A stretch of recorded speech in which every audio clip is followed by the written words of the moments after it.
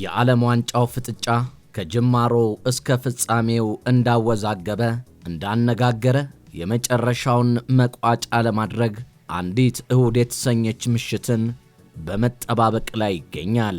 በዚህ ሁነት ግን ብዙዎችን ያስገረመው የፊፋ የአራት ጊዜ ረፍት፣ የቀይ ካርድ መሻር፣ የፖለቲካ አድሏዊነትና የዳኞች አቅም ማነስ ዋነኞቹ ሲሆኑ በተለይ ደግሞ ለፍጻሜ የደረሰችው አርጀንቲና ምታተኛው ልጇን ሊዮኔል ሜሲን መያዟ ብታስደንቅም በጥቁር የሰው ልጆች ደግሞ እጅጉን የተጠላች እየሆነች ትገኛለች። ይህም የሆነው ደግሞ አርጀንቲና በጥቁሮች ላይ ከፍ ያለ በደልን ፈጽማለች ሲሉ ያሚል ያማል የዓለምን እግር ኳስ ለመቆጣጠር እየተንደረደረ የሚገኘው የ19 ዓመቱ ታዳጊ የዘር ሐረጉ ከአፍሪካ ምድር መመዘዙን ተከትሎ ነው። ሜሲ በዚህ የዓለም ዋንጫ የፍጻሜ ጨዋታ ላይ በቀላሉ እንደማይቆምና በስፔን ተጫዋቾች በቀላሉ እንደማይረታ ራሳቸው የስፔን ተጫዋቾች ሳይቀሩ እየመሰከሩለት ይገኛሉ። የመድፈኞቹ ተጫዋች የሆነው ሜሪኖ እንዲህ ሲል ስለ ሜሲ ተናግሯል። ከዚህ ከዓለም ዋንጫ ፍጻሜ ጨዋታ በፊት ሜሲ በታሪክ ከዓለማችን ምርጦች አንዱ ነው። የስፔን አማካይ ሚካኤል ሜሪኖ ሊዮኔል ሜሲ በታሪክ ከዓለም ምርጥ ተጫዋቾች አንዱ ነው ሲል ተናግሯል።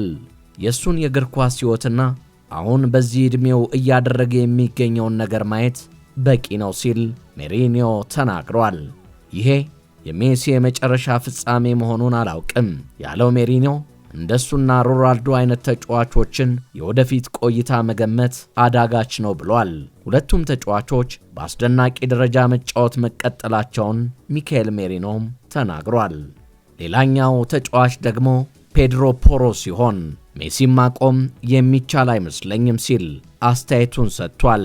ስፔናዊው የቀኝ መስመር ተሰላፊ ፔድሮ ፖሮ ሊዮኔል ሜሲን ማቆም የሚቻል አለመሆኑን ተናግሯል። አሰልጣኝ ቢሆን ሜሲን ለማቆም ምን ያደርግ እንደሆነ የተጠየቀው ፔድሮ ፖሮ እሱን ማቆም የሚቻል አይመስለኝም ሲል መልሷል።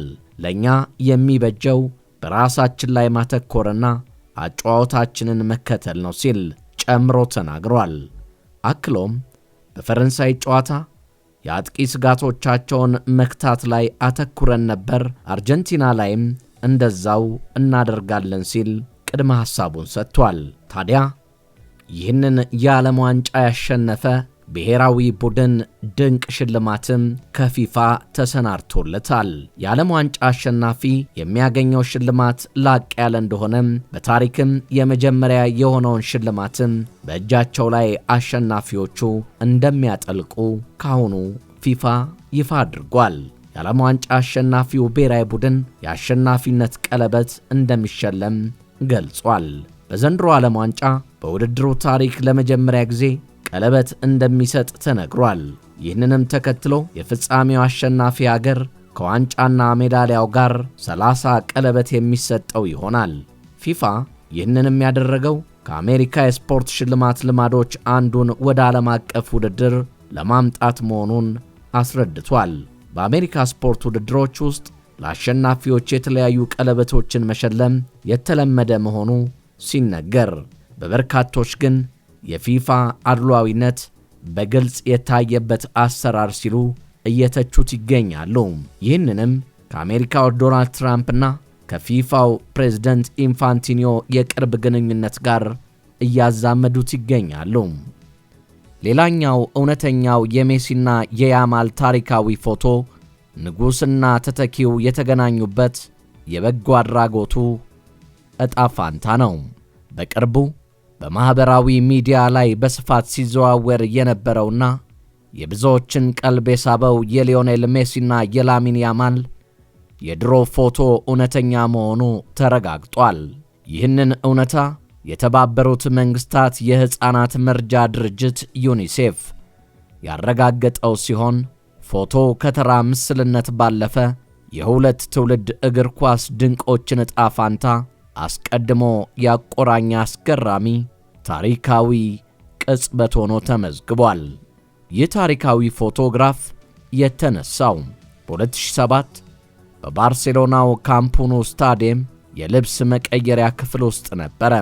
የባርሴሎናው ታዋቂ ጋዜጣ ዲያሪዮ ስፖርት ከዩኒሴፍ ጋር በመተባበር ለበጎ አድራጎት የገቢ ማሰባሰቢያ ቀን አዘጋጅቶት ነበረ። በወቅቱ በሮካ ፎንዳ ይኖሩ የነበሩት የላሚን ያማል ወላጆች በዩኒሴፍ በተዘጋጀው ዕጣ ላይ በመሳተፍ ልጃቸው ከባርሴሎና ተጫዋቾች ጋር የመገናኘት ዕድል አገኘ።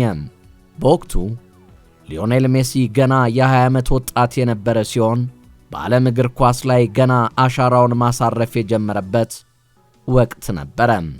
ፎቶን ያነሳው ዕውቁ የፎቶ ጋዜጠኛ ጆዋን ሞንፎርት ሲሆን አጋጣሚውን ሲያስታውስ ሜሲ አይናፋር ከመሆኑ የተነሳ ገና የ5 ወር ሕፃን የነበረውን ያማልን በገንዳ ውስጥ እንዴት አቅፎ ማጠብ እንዳለበት ግራ ገብቶት ነበር በማለት ያስታውሳል። ከ18 ዓመታት በፊት ላሚን ያማል ገና ሕፃን እያለ ከእናቱ ሺላ ጋር በመሆን በዩኒሴፍ የገቢ ማሰባሰቢያ የፎቶ መርሃ ግብር ላይ ከእግር ኳስ ንጉሡ ሊዮኔል ሜሲ ጋር መገናኘቱ ዛሬ ላይ ትልቅ ትርጉም ሰጥቶታል። ዛሬ ሁለቱም በሜዳ ላይ በሚያሳዩት ድንቅ ስኬታቸው በሚሊዮን የሚቆጠሩ ሰዎችን እያነሳሱ ይገኛሉ። ሜሲ 8 የባላንዶር ሽልማቶችን በማሸነፍ በታሪክ ታላቁ ተጫዋች መሆኑን ሲያስመሰክር፣ ያማል ደግሞ በታዳጊነቱ ስፔንን ለአውሮፓ ዋንጫ ድል በመምራትና በባርሴሎና ቤት አዲስ ኮከብ በመሆን የሜሲን ፈለግ እየተከተለ ይገኛል። ይህ ትስስር በሜዳ ላይ በሚታይ ድንቅ ብቃት ብቻ የተገደበ አይደለም። ከሜዳ ውጪም ሜሲና ያማል የዩኒሴፍ የበጎ ፍቃድ አምባሳደሮች በመሆን በመላው ዓለም ለሚገኙ ሕፃናት መብት መከበርና ደህንነት ድምፃቸውንና ስማቸውን በበጎ ተግባር ላይ እያዋሉ ይገኛሉ። የዩኒሴፍ ዋነኛ ዓላማ እያንዳንዱ ሕፃን እንዲተርፍ፣ እንዲያድግና ሙሉ አቅሙን እንዲጠቀም ማስቻል ሲሆን ድርጅቱም እነዚህን ሁለት ታላላቅ የዓለም እግር ኳስ ኮከቦች በበጎ አድራጎት መድረኩ ላይ በመገናኘቱና ዛሬም በቡድን ውስጥ በማካተቱ ታላቅ ኩራት እንደሚሰማው ገልጿል። በሊዮኔል ሜሲ እጅ ገና በ5 ወሩ የተዳሰሰው ላሚን ያማል አሁን በትልቁ የዓለም ዋንጫ መድረክ ፍጻሜ በ20 ዓመት ከሚበልጠውና ከሚያደንቀው ኮከብ ጋር ፊት ለፊት የሚፋጠጥበትን ዕድል አግኝቷል። ለመጀመሪያ ጊዜ 48 ሀገራት የተሳተፉበትን የ2026 ዓለም ዋንጫ ፍጻሜ ስሎቬኒያዊው ዳኛ ስላቭኮ ቢቺች እንደሚመሩት ፊፋ አሳውቋል።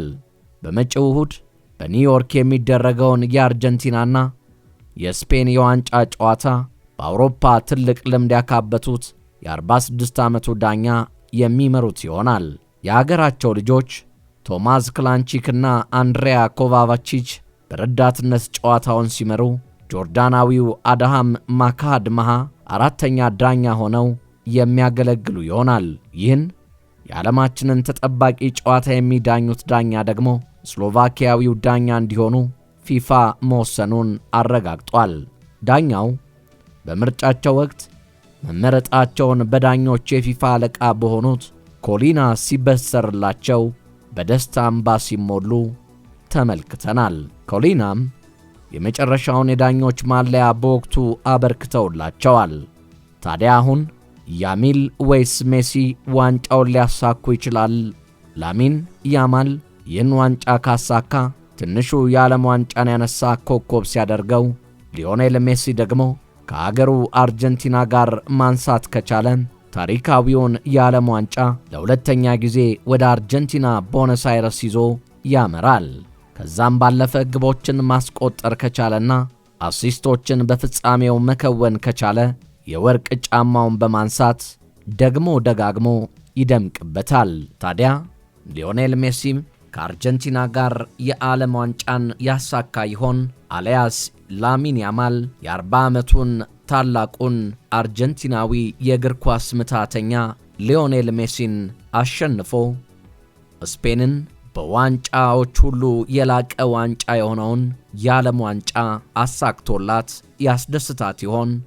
አብረን የምንመለከተው ጉዳይ ይሆናል። እርሶ የዚህ የፍጻሜ ዋንጫ አሸናፊ ማን ቢሆን ደስተኛ ይሆናሉ? ኮመንት ላይ አጋሩን። የተወደዳችሁ የቻናላችን ቤተሰቦች ቻናላችንን ላይክ፣ ሼር፣ ኮመንት፣ ሰብስክራይብ እና የደወል ምልክቷን እየነካችሁ አብሮነታችሁን ስለምታደርሱን ከልብ በማመስገን የዛሬን በዚሁ ቋጨን። በሌላ ዝግጅት እስክንገናኝ ቸር ያገናኘን።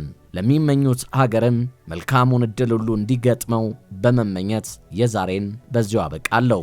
ቸር ያገናኘን።